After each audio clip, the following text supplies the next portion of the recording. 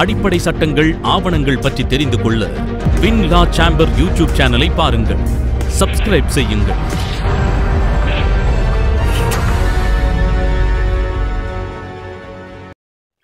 பாரதிய நாகரிக் சுரக்ஷா சன்ஹிதா 2023 சட்டத்தின் சட்டப்பிரிவு 2 subsection 1B பிணை என்பதை வரையறை செய்கிறது. பெயில்னா என்ன அப்படிங்கிறத சொல்லுது. இந்த செக்ஷனில் என்ன சொல்லப்பட்டிருக்கு அப்படின்னா, ஒரு குற்றம் சாட்டப்பட்ட நபரை அல்லது குற்றம் ஒன்றை செய்திருப்பதாக சந்தேகப்படுகிற ஒரு நபரை சட்டப்படியான காவலிலிருந்து விடுவிப்பது பெயில் எனப்படும். Bail means release of a person accused of or suspected of commission of an offense from the custody of law. இதுதான். இப்படி விடுவிக்கப்படுகிற நபர் நிபந்தனையின் பேரில் விடுவிக்கப்படலாம் அல்லது நிபந்தனைகள் இல்லாமல் விடுவிக்கப்படலாம். எதிலிருந்து சார் விடுவிக்கப்படுகிறார் அப்படின்னு கேட்டால், லாஃபுல் கஸ்டடி, அது ஜுடிஷியல் கஸ்டடியாக இருக்கலாம் அல்லது போலீஸ் கஸ்டடியாக இருக்கலாம். சரி, நிபந்தனையோடு விடுவிக்கப்படலாம் அல்லது நிபந்தனைகள் இல்லாமலும் விடுவிக்கப்படலாம். இந்த பெயில் உத்தரவை யார் வழங்கலாம்? By an officer or by court. ஒரு அதிகாரியோ அல்லது நீதிமன்றமோ பிணை உத்தரவை வழங்கலாம் அப்படின்னு இந்த சட்டப்பிரிவு சொல்லுது. இங்க அதிகாரி என்பவர் யார் அப்படின்னு பார்த்தா, ஸ்டேஷன் பெயில் அப்படின்னு வழக்கமாக சொல்கிறேன் இல்லையா, காவல் நிலையத்திலேயே வழங்கப்படுகிற பிணை.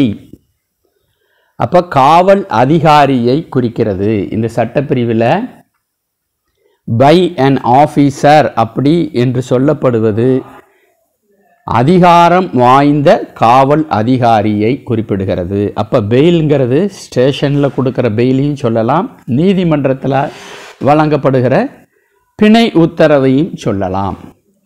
இன்னும் இந்த சட்டப்பிரிவில் கூடுதலாக என்ன சொல்லப்பட்டிருக்கு அப்படின்னு சொன்னால், அவ்வாறு விடுவிக்கப்படுகிற நபர்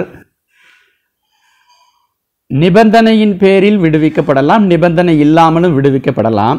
அதே போல on execution of a bond or bail bond, ஒரு பாண்டு எழுதி கொடுக்கணும் அல்லது பெயில் பாண்டு எழுதி கொடுக்கணும் அப்படின்னு சொல்கிறாங்க. அப்போ இந்த பெயில் பாண்டுனா என்ன, பாண்டுனா என்னங்கிறத அடுத்தடுத்த சப்செக்ஷனில் எடுத்து சொல்லப்பட்டிருக்கு. பெயில் பாண்டுங்கிறது செக்ஷன் 2 சப்செக்ஷன் 1D டியில் சொல்லியிருக்கிறாங்க. Bail bond means an undertaking for release with surety. Bail பாண்டுனா ஷூரிட்டியோடு எழுதி கொடுக்குற பாண்டு. செக்ஷன் 2 சப்செக்ஷன் 1E வெறும் பாண்டு அப்படின்னா என்னன்னு சொல்லப்பட்டிருக்கு. Bond means a personal bond or an undertaking for release without surety. பாண்டில் ஷூரிட்டி இருக்கணுங்கிற அவசியம் இல்லை, ஜாமீன்தார் இருக்கணுங்கிற அவசியம் இல்லை. ஆனால் பெயில் பாண்டில் ஜாமீன்தார்கள் இருக்கலாம். அப்போ இந்த செக்ஷன் 2 சப்செக்ஷன் 1Bயில் என்ன சொல்லப்பட்டிருக்குது அப்படின்னு சொன்னால், ஒரு சட்டப்படியான காவலிலிருந்து குற்றம் சாட்டப்பட்ட ஒருவரை அல்லது குற்றம் ஒன்றை செய்திருப்பதாக சந்தேகத்திற்குரிய நபரை நீதிமன்றமோ அல்லது காவல் அதிகாரியோ நிபந்தனையின் பேரில் அல்லது நிபந்தனைகள் இல்லாமல் ஒரு பாண்டு எழுதி தருவதன் மூலமாக அல்லது பெயில் பாண்டு எழுதி தருவதன் மூலமாக விடுவிப்பது பிணை எனப்படும். இதுதான் இந்த சட்டப்பிரிவில் சொல்லியிருக்கக்கூடிய மீனிங். பெயிலபிள் அஃபென்ஸ்னா என்ன, நான் பெயிலபிள் அஃபென்ஸ்னா என்னங்கிறது நாம் ஏற்கனவே பார்த்துருக்கிறோம். இதனுடைய பின் இணைப்பில் ஷெட்யூல் 1ல் சொல்லப்பட்டிருக்கு. இப்போ இந்த பெயில் அப்படிங்கிற வார்த்தையோடு தொடர்புடைய சட்டப்பிரிவுகள் வந்து பெயிலபிள் அஃபென்ஸுக்கு நாம் பெட்டிஷன் வந்து பழைய சிஆர்பிசியில் 436 செக்ஷனுக்கு கீழே பெட்டிஷன் ஃபைல் பண்ணுறோம். இப்போ இந்த பிஎன்எஸ்எஸில் எந்த சட்டப்பிரிவில் இருக்குது? 478 பெயிலபிள் அஃபென்ஸுக்கு பிணை மனு சட்டப்பிரிவு 478 கீழ் தற்போது தாக்கல் செய்யப்பட வேண்டும். பழைய சிஆர்பிசியில் 436ஏங்கிறது ஒரு முக்கியமான பிரிவு. இப்போ வந்து அது 479 இருக்குது, 479வது சட்டப்பிரிவில் இருக்குது. இது என்ன அப்படின்னு பார்த்தா, under trial prisoner, under trial விசாரணை கைதியை அதிகபட்சம் எவ்வளவு நாட்கள் நீதிமன்ற காவலில் வைக்க முடியும் என்பதை பற்றி எடுத்து சொல்கிற சட்டப்பிரிவு. இந்த 436A அப்படிங்கிற சட்டப்பிரிவு பழசு, தற்போது 479 மரண தண்டனை விதிக்கிற குற்றங்களுக்கு பொருந்தாது. அதே மாதிரி லைஃப் சென்டென்ஸ் விதிக்கக்கூடிய குற்றங்களை பொறுத்தும் இந்த சட்டப்பிரிவு 479ங்கிறது பொருந்தாது.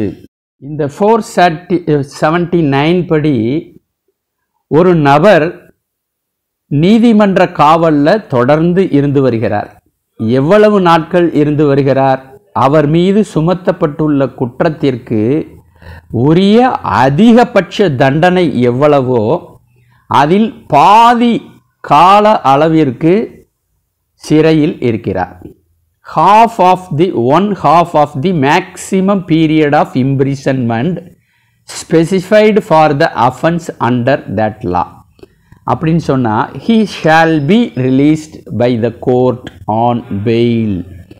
இங்கே இந்த வார்த்தை பிரயோகத்தை நாம் கவனத்தில் எடுத்துக்கணும். he may be released அப்படின்னு சொல்லலை, he shall be released by the court on bail.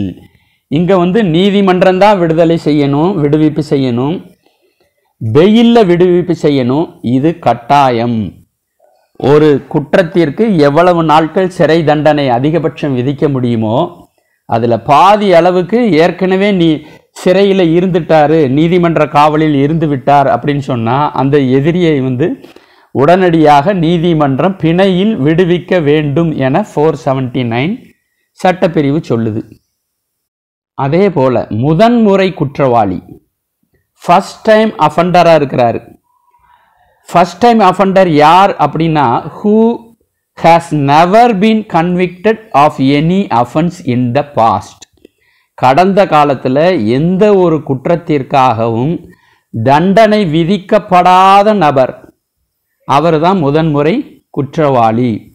அவரை வந்து எந்த குற்றத்திற்காக சிறையில் அடைக்கப்பட்டிருக்கிறாரோ அந்த குற்றத்திற்கு அதிகபட்ச தண்டனை எவ்வளவோ அதில் 1/3 கால அளவு 1/3 of the maximum period of imprisonment இருந்துட்டாரு அப்படின்னு சொன்னால் அவரை நீதிமன்றம்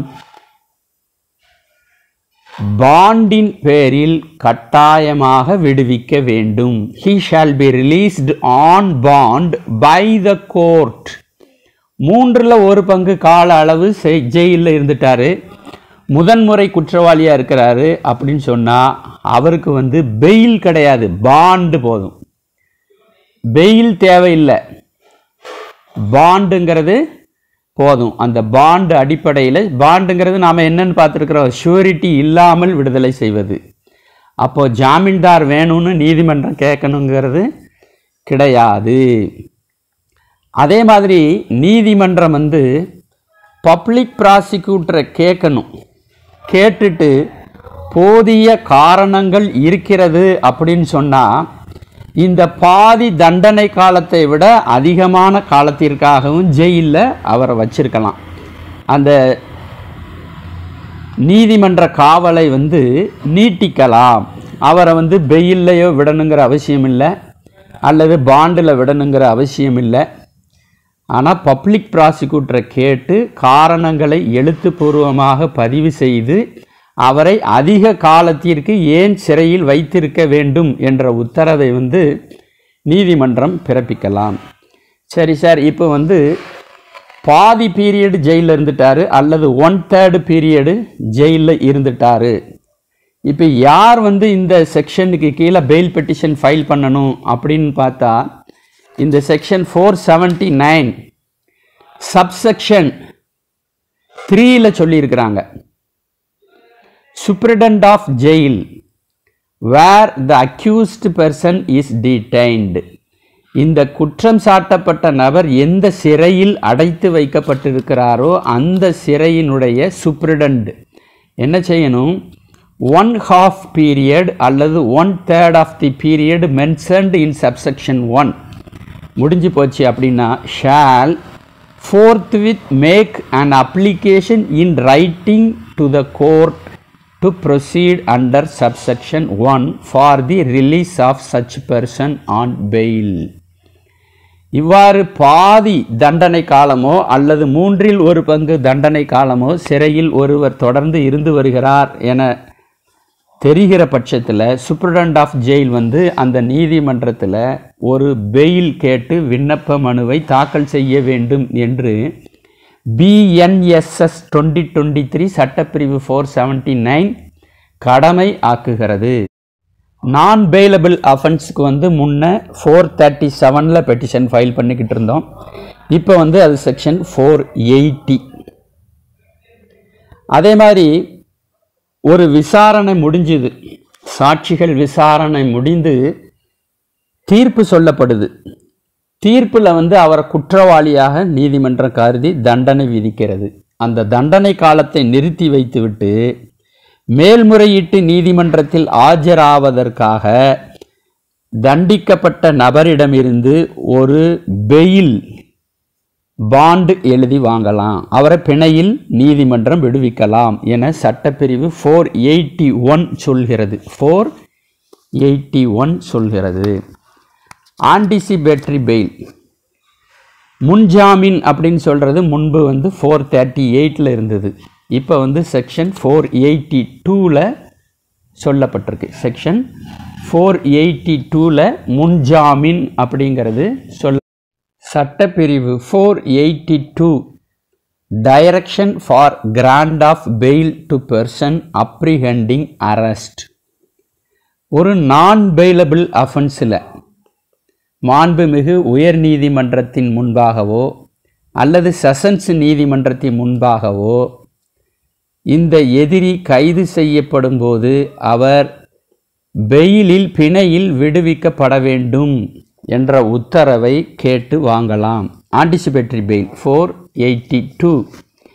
இவ்வாறு ஆன்டிசிபேட்டரி பெயில் கொடுக்கும்போது என்னென்ன நிபந்தனைகளை விதிக்க வேண்டும் என 482 சப்செக்ஷன் 2ல் சொல்லியிருக்கிறாங்க. உயர் நீதிமன்றமோ செஷன்ஸ் நீதிமன்றமோ முன்ஜாமீன் வழங்கும்போது அந்த நபர் வந்து விசாரணைக்காக போலீஸ் அதிகாரி தேவைப்படுகிற போது, போலீஸ் அதிகாரி கூப்பிடுகிற போது விசாரணைக்கு ஆஜராக வேண்டும் என்ற நிபந்தனையை விதிக்கலாம். விசாரணையில் இருக்கிற குற்றம் தொடர்பாக பொருண்மைகளை தெரிந்த நபர்களை வந்து அச்சுறுத்தக்கூடாது, நேரடியாகவோ மறைமுகமாகவோ மிரட்டக்கூடாது. அவருக்கு தெரிஞ்ச விஷயத்தை போலீஸ் அதிகாரிக்கிட்டேயோ அல்லது கோர்ட்லேயோ போய் சொல்லாதீங்க அப்படின்னு தடுக்கக்கூடாது. சாட்சியத்தை கலைக்கக்கூடாது அப்படின்னு நாம் சொல்கிறோம் இல்லையா, அதுதான். 3வது நிபந்தனை என்னென்னா, இந்தியாவை விட்டு நீதிமன்றத்தின் முன் அனுமதி பெறாமல் இந்தியாவை விட்டு வெளியேறக்கூடாது அப்படின்னு நிபந்தனை விதிக்கலாம். இந்த முன்ஜாமீன் என்பது பழைய ஐபிசியில் 376, புதுசாக வந்திருக்கக்கூடிய பாரதிய நியாய சன்ஹிதா 2023ல் உள்ள செக்ஷன் 65 கீழ் தண்டிக்கத்தக்க குற்றத்தை யார் செய்திருக்கிறாரோ அவர் வந்து ஏபி ஆன்டிசிபேட்டரி பெயிலுக்கு விண்ணப்பிக்க முடியாது. செக்ஷன் 65 என்ன சொல்லுது sir? Punishment for rape in certain cases. Rape, இந்த குற்றத்தின் கீழ் குற்றம் சாட்டப்பட்டிருக்கிற நபர் வந்து முன்ஜாமீன் கேட்டு நீதிமன்றத்தில் தாக்கல் செய்ய முடியாது அப்படிங்கிறது BNSS 2023 செக்ஷன் 482ல் சப்செக்ஷன் 4ல் சொல்லப்பட்டிருக்கு. அதே மாதிரி பிஎன்எஸ்எஸ் செக்ஷன் 70 கேங் ரேப், இந்த கேங் ரேப்பில் ஈடுபட்டிருக்கக்கூடிய நபர், அவர் மீது கேங் ரேப் குற்றம் சுமத்தப்பட்டிருக்கு. அவரும் ஏபிக்கு விண்ணப்பிக்க முடியாது. இது பாரதிய நியாய சன்ஹிதா 2023 செக்ஷன் 70 சப்செக்ஷன் 2. அப்போ இந்த 2 விதிவிலக்கு இருக்குது. இந்த செக்ஷன் 70 சப்செக்ஷன் 2 செக்ஷன் 65 இந்த 2இன் கீழ் யார் ஒருவர் குற்றம் சாட்டப்பட்டிருக்கிறாரோ அவர் முன்ஜாமீன் கேட்டு செஷன்ஸ் நீதிமன்றத்தையோ அல்லது மாண்புமிகு உயர் நீதிமன்றத்தையோ அணுக முடியாது அப்படிங்கிறது இந்த சட்டப்பிரிவில் சொல்லப்பட்டிருக்கக்கூடிய விஷயம்.